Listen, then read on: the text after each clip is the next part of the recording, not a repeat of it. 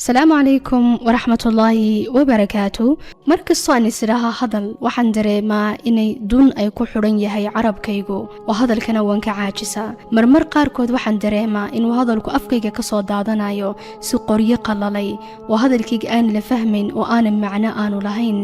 kalsoonidii nafteeda aan ku hayay way dhimatay. waxay igu darantay markaan dadka hor taaganahay aan isiraho wax weydii ama isiraho wax wadnahayga ku jira soo saar ama isiraho dood dadka la markaas ay igu daran tahay. carabkaygu wuu iniya jabiyaa, kelmaduhu afkayga ku ururtaa oo kama soo bixi karto. dunida weyn waxaan dareemaa inay soo kooban tahay oo cidhiidhi ay noqoto oo ay yar tahay. marmar qaarkoodna waxaan dareemaa inaan god aad u godan aan ku dhacay oo aanan ka soo bixi karin. taas bay ahayd hore dhacdii waraaqdii uu ii soo qoray inaan la yidhaaho Axmed. runtii waan fahmi waayey waxba, laakiin markaan waraaqdii u sii dhaadhacay ayaan gartay wuxuuga jeedo. wuxuu kale ii soo qoray, bal ka waran qof markuu taksi u raaco wejigiisu wada dhidid uu noqonayo oo laba eri aan isku xuri karin oo ninkii gaadhiga wadi u sheegi karin xalku ku socdo. bal ka waran arday ay ugu daran tahay markuu istaago macallinku wax weydiiyo oo aanu jawaabkii aanu ka jawaabi karin, ama hadduu israa jawaabkii ka jawaab ay waqti dheer ay ku qaadanayso. bal ka waran qof ka khashaafaya inuu dadka wax weydiiyo ama kaalinta shidaalka betrool uu kaga shubto ama inuu meherad tago ama dukaan wax ka soo iibsado oo dadkii ka khajilaya inuu la hadlo. sidaas weeyaan noloshaydu, sidaas waxa weeyaan maalmahaygu. dhibaatadu waxa weeyaan waxaan leeyahay haghago. taas bay ahayd waraaqdu ii soo qoray Axmed uu iga soo diray gobolka Sanaag. Axmed wuxuu kale uu igu idhi, ma laga yaaba inay imanayso maalin aan dhibaatadaas aan ka takhalusayo. talow ma imanaysa maalin aan xorriyad aan u hadli karo bilaa cuqdad, bilaa baqdin, bilaa warwar oo kalsoonidaydu ay soo noqonayso. talow sidaan uga takhalusi karaa dhibaatadan i haysata. talow sidaan hagagada isaga biin karaa. aniguna waxaan ugu jawaabay jawaabkan aan doonayo inaan idinla wadaago. marka ugu horeysa waxaan ku idhi, beri hore buug waxaan ka akhriyey dadka hagagada haysata inay tiradooda adduunka ay tahay 100% oo inta fara badan ay ragga tirada dadka dhibaatadaas ay haysato ay dumarka kaga badan yihiin. beriyii hore dadku intaanu cilmigu aanu horumar gaadhin, dadka dhibtaas oo haysato waxa la aamini jiray inuu jin uu ku jiro. marka waxa la isku dayi jiray in jinka laga saaro sidoo hadalkooda caadi u noqdo oo ay si fiican u hadlaan. markuu cilmigii horumar in yarna uu gaadhay quruntii hore khaasatan Yurub, dadka dhibaatadaas oo ay haysato carabka waa laga gubi jiray. marka in yar dhakhtaradii cilmigooda uu fiicnaaday ee la bartay qalniinka waxay aaminsanaayeen inay tahay xididada nafaqadeeya carabka in la jaro iyo muruqyada carabka laga jaro, marmar qaarkoodna ina xoqadahaba laga jaro si dhibaatadan qofku uga bogsado. laakiin talow Axmed ma u baahan yahay waxaas oo dhan inuu sameeyo soo dhibaatadan uga bogsado, mise waxa qura u baahan yahay waxa weeyaan inuu go'aan uu qaato,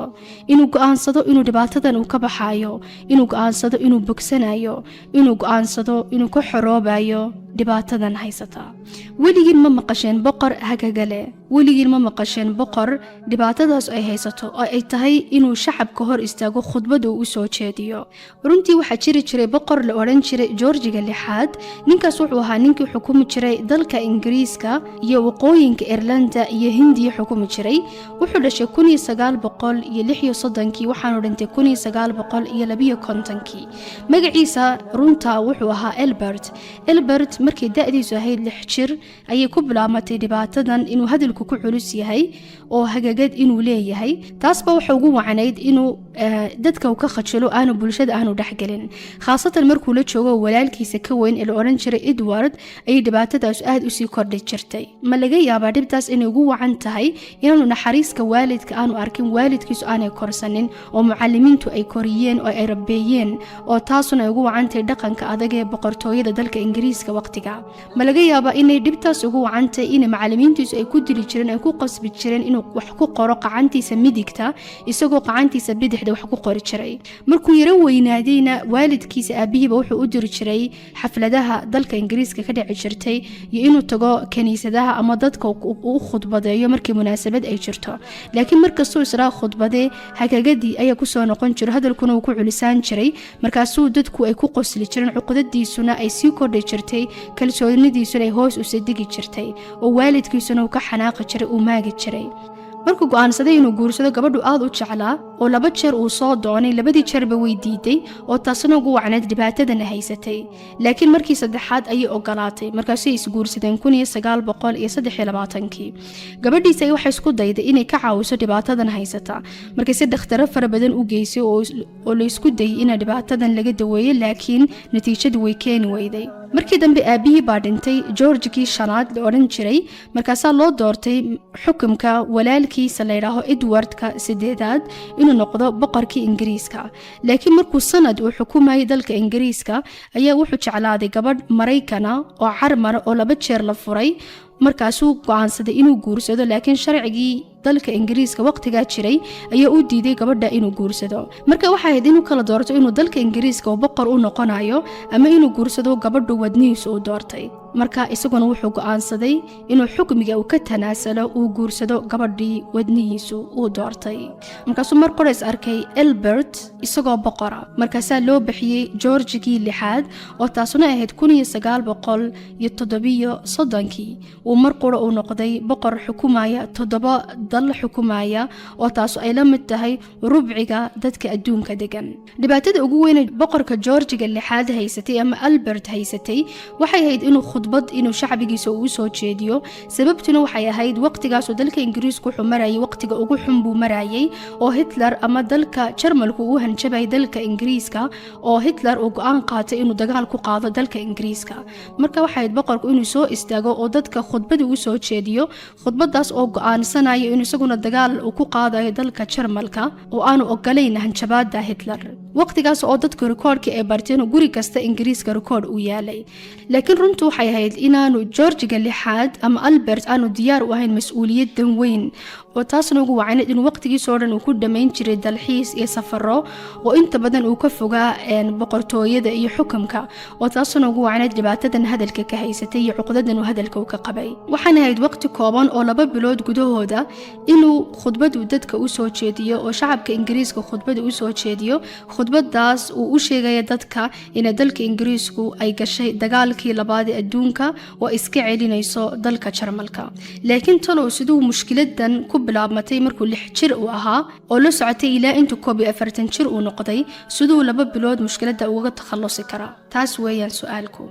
boqorka George-kii lixaad ama Albert wuxuu baaray dadka caawiya dhibaatada markaas loo sheegay nin dhakhtar oo Australia oo dalka Australia u dhashay oo dhakhtar leh dadka dhibaatadaas haysata ka daweeya oo dad fara badan ay ku bogsadeen qacantiisa markaas dhakhtarkiisiba ugu tagay ninkii dhakhtarka ee Australia ayaa wuxuu u bilaabay tababar aad u adag iyo casharo aad u adag oo saacado dheer socon jiray sidoo hadalkiisa caadi uu noqdo uu hadli karo markuu ka hadlay dhibaatadaas marmar qaarkood wuxuu dareemi jiray inaanu kari karin oo aanu wadi karin markaasuu iska ooyi jiray marmar qaarkoodana wuxuu go'aansan jiray inuu isdhiibo isagoo ka quustay inuu dhibaatadan uu ka bogsado laakiin markuu xasuusto mas'uuliyadda weyn ee dhabarkiisa saaran iyo xilka weyn iyo dhibaatada dalkiisa haysata iyo khatarka uu dalkiisu ku sugan yahay ugu wacan tahay dagaalkii labaad ee adduunka iyo khatartii Hitler ayuu haddana go'aansadaa inuu mushkiladan uu ka bogsado